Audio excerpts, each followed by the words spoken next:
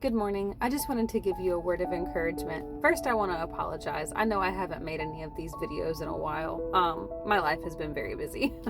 But I was reading in Proverbs a while ago and had written this down and finally had time to sit down and record on it. So, Proverbs is a book of wisdom. It was written by King Solomon, who was the wisest king. He asked for God's wisdom and God gave it to him. In chapter 1, verses 28 to 33, he's talking about finding wisdom. And it says, "When they cry for help, I will not answer. That they anxiously search for me, they will not find me. For they hated knowledge and chose not to fear the Lord. They rejected my advice and paid no attention when I corrected them. Therefore, they must eat the bitter fruit of living their own way, choking on their own schemes. For simpletons turn away from me to death.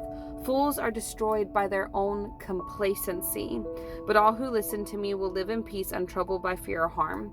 I had to Google what complacency meant.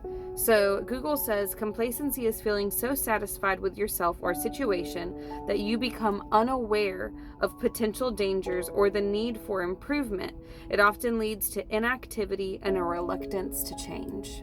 Now, around the same time that I had read this, I was attending a Bible study and we were talking about Matthew chapter 25 verses 1 to 13 about the bridesmaids.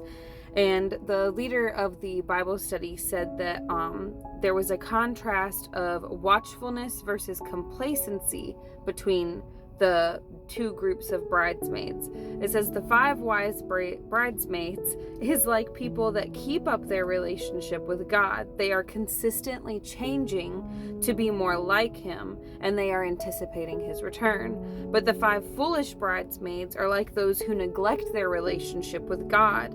They decide they have enough Jesus and they don't need any more. Their love for God and their walk with Him grows stagnant and cold, and they're no longer anticipating His return because they think, I've got time. Well, as we were doing this Bible study and this was stated, the question that come to my mind is, and I wrote it down, it's are we truly ready for His return, or do we just think that we have time? We can be truly ready, walking the walk and talking the talk, or we can neglect our spiritual life, having the outward appearance of readiness, but with no supply. Now, when I think of complacency, my husband said that he works in construction, and he said that when you become complacent on the job, it could actually lead to real physical harm or even death for yourself or even people around you. And it's the same with our spiritual life. Spiritual complacency can lead to spiritual harm or spiritual death, not only for us, but also to the people that are following our example, that think that this is how we live for God. If we become complacent and we quit changing, then we're giving a false example of what it's like to live for Christ.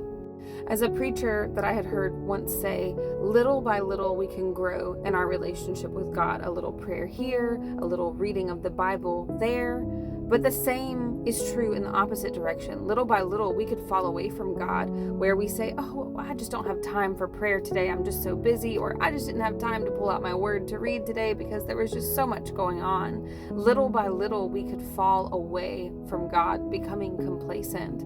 And my prayer for myself and for those around me is that we wouldn't grow complacent, that we would see our need for change, that we would want to grow more, to be like Christ, that because our walk with Jesus is ever changing. He's always changing us. And if we grow complacent, we stop Him from doing the very thing that He wants to do in our lives, which is to change us to be more like Him. I hope this was helpful. I hope you have a wonderful day, and remember that Jesus loves you.